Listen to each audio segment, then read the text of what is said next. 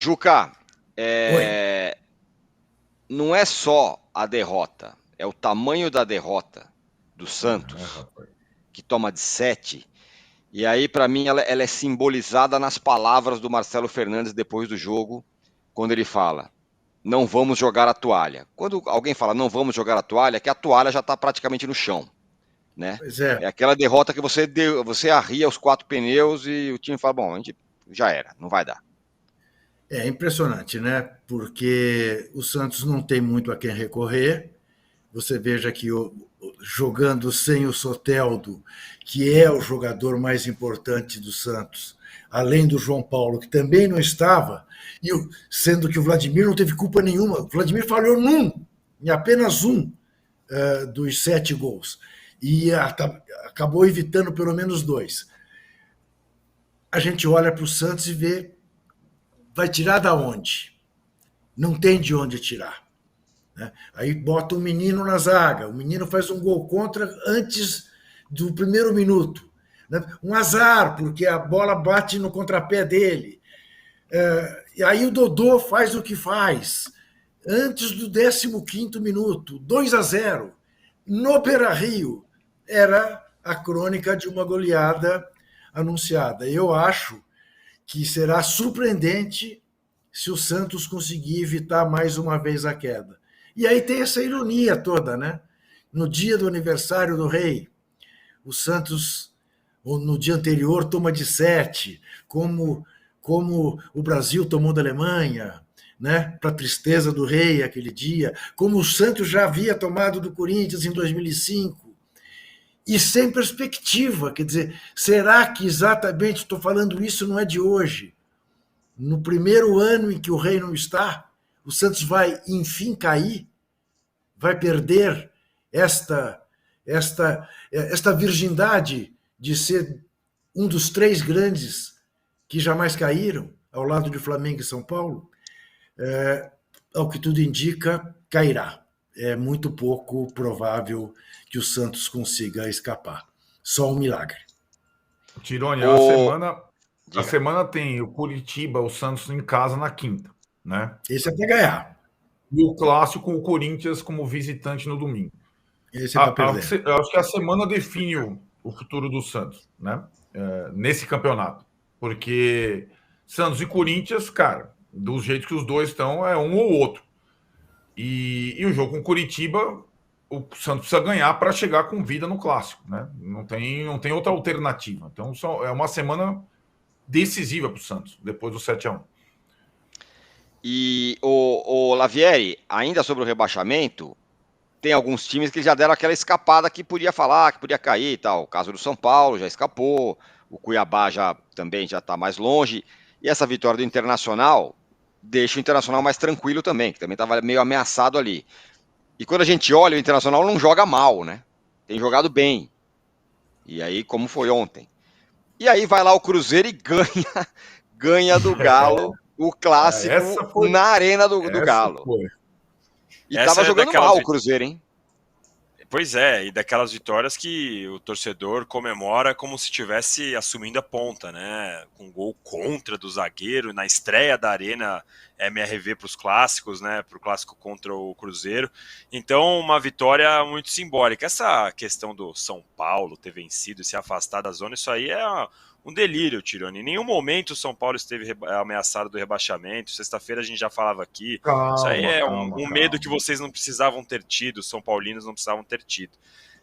Mas essa vitória do Cruzeiro joga ainda mais pressão no Corinthians. A gente analisando a tabela aqui também, é exatamente isso que o Arnaldo falou. Esse Corinthians e Santos é um jogo que pode afundar de vez algum dos dois, né? Porque o Santos, assim, se não vencer o Coritiba, já chega no jogo contra o Corinthians daquele jeitinho.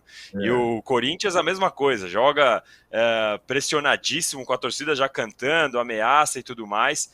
Então, é uma zona de rebaixamento que a gente falava na sexta-feira, né? Pô, tá muito mais animado do que tá a parte de cima da tabela e agora a gente já tá olhando a parte de baixo já com um pouco mais de clareza para analisar aqui, ver que Goiás ainda, o Vasco tá reagindo, mas essa falta dos pontos contra o Flamengo acaba pesando. E à medida que lá em cima a gente já olha e já consegue definir que o Bragantino e o Flamengo olhe lá, né? Então, o campeonato está ficando um pouco mais... um pouco menos confuso na parte de baixo. A vitória do Bahia também foi importante, né? A gente não falou também dessa vitória, que também fez o Bahia subir bastante. E o Santos é uma loucura, né? Porque o Santos ganhou do Bahia, do Palmeiras e do Vasco na sequência. E aí toma 7 do Internacional, perde do Bragantino. Então a gente fica aqui parecendo maluco. Não, o Santos agora tá melhorando, tá? Olha, 3 vitórias seguidas e tal, melhorou. Jogou bem contra o Vasco dentro de casa, segurou o Palmeiras. E agora 7-1, eu fiquei, cada gol que saiu, eu falei, não é possível, 7-1. Luiz Adriano entrou com vontade de fazer o dele também, é um negócio realmente difícil. E Marcelo Fernandes, eu achava que ia ser a tábua de salvação do Santos. Já não sei mais, viu, âncora? Pois é. Você falou sobre... O Mauro, né, falou sobre... É importante olhar a classificação do retorno nesse momento. E sabe quem é o terceiro colocado do retorno? É o Bahia. É o Bahia do Rogério Ceni, que começou meio mal, perdeu aquele jogo em casa para o Santos, falou, agora, não sei quem, embicou para baixo. Depois ganhou, já é o terceiro colocado. E ali dessa turma lá de baixo, quem tá ali também é o Vasco, que tem a 6ª melhor campanha, Mauro. Exato, né? Eu acho assim, essa reação do Bahia, eu acho que era mais ou menos esperada, né? O Renato Bahia fazia um trabalho muito ruim desde o começo da temporada, né? O Rogério está conseguindo os resultados, o Bahia rendendo mais, né? O Bahia e o Vasco são 2 times, né, do bloco ali do luta contra o rebaixamento que reagiram, que melhoraram, né? Que estão jogando melhor, que estão conseguindo pontuar porque têm jogado melhor, na contramão dos demais, né? Agora, o Santos vai pegar o Coritiba, né? Isso. Então, pelo menos tem aí uma certa dose de sorte, né? Pegar o Coritiba hoje é um presente, né? Para qualquer um. Olha, o negócio tá feio. Tem um Coritiba aqui. Então é uma chance maior de você se reabilitar, né? Porque na classificação, o 7-1 tem um impacto, evidentemente, absurdo, mas deverá ter, né? Mas o time está numa situação que não é tão ruim assim para escapar do rebaixamento, especialmente na comparação com o América e o Coritiba, que são os piores. Então a questão agora é conseguir lamber as feridas e retomar para garimpar uns pontinhos e escapar. Depois o Santos vai jogar contra o Flamengo, né? Depois não. Tem um jogo no fim de semana e no meio de semana jogo contra o Flamengo em Brasília. Tem o Corinthians, um clássico, depois o Flamengo. É uma sequência importante aí. Arnaldo, para fechar, só dos 2 finalistas aí. O Fortaleza... Fala, Juca. Não, eu preciso ir embora, como você bem sabe, e apenas para que os bolsominions não fiquem decepcionados comigo, eu quero dizer que eu jamais torci para o Felipe Massa, porque ele festejou a queda do Corinthians em 2007, no que foi imperdoável para quem queria ser ídolo nacional. Mas quero dizer que estou torcendo pelo Massa com todas as minhas forças. Parece que, mais uma vez, os bolsominions vão perder. Até sexta. Valeu, Juca. Até sexta. Só para fechar aqui, então, Arnaldo, só para dar um plá sobre os finalistas. Os 2 não andam muito bem, né? A Fortaleza perdeu de novo, 2ª derrota seguida, e o Fluminense são 4 jogos sem vencer. Preocupante ou não? Eu acho que aí já estão, assim... Já estão no modo final. Chegando, modo final, exato. Cada semana que vai se aproximando na final, eles se concentram mais naquelas partidas, né?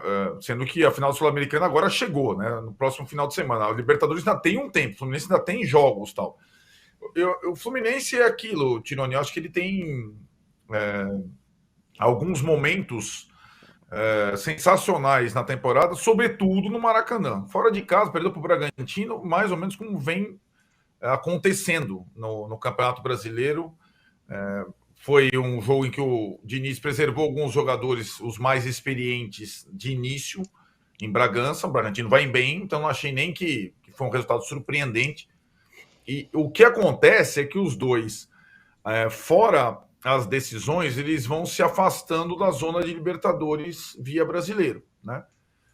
Então, assim, se não ganharem os títulos internacionais, eles terão dificuldades para garantir uma vaga na disputa da Libertadores via Brasileirão, com a perda de pontos que vem acontecendo rodada após rodada, né? E é curioso, né? Porque em relação ao Fluminense, teve o jogo, aquele sensacional contra o Corinthians no meio da semana passada, Mas dessa vez, por exemplo, o Marcelo, que foi um jogador monstruoso naquele jogo, não jogou contra o Bragantino, por exemplo.